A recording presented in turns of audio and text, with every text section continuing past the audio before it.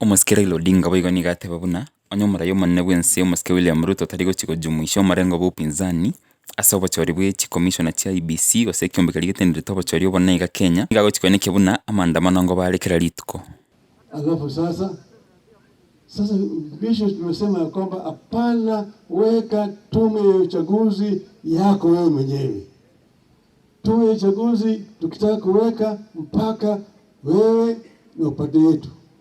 Nyinyi Kenya kwisha na Azimio tuketi chini. Si sawa sawa? Sawa sawa?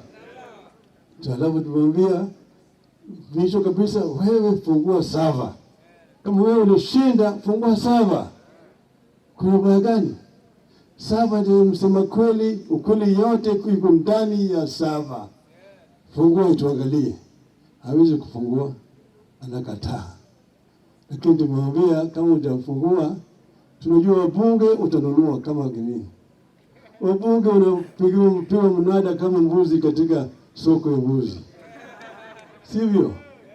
Wakenya ndio wako na uwezo.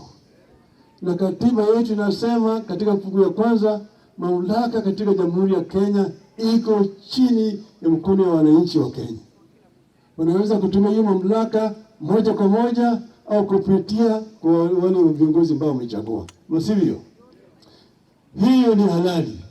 Kwa sababu tumesema kila Mkenya ana haki ya kukutana, ana haki ya kuandamana, ana haki vile vile ya kutembea. Kwa sababu tunasema Jumatatu Wakenya yote wajitokeze wafanye maandamano. Mko tayari? Mko tayari? Mko tayari ya kufanya maandamano? Yani mkono hapo. Asanteni sana, asanteni sana. Tuko pamoja na nyinyi. Vema sana.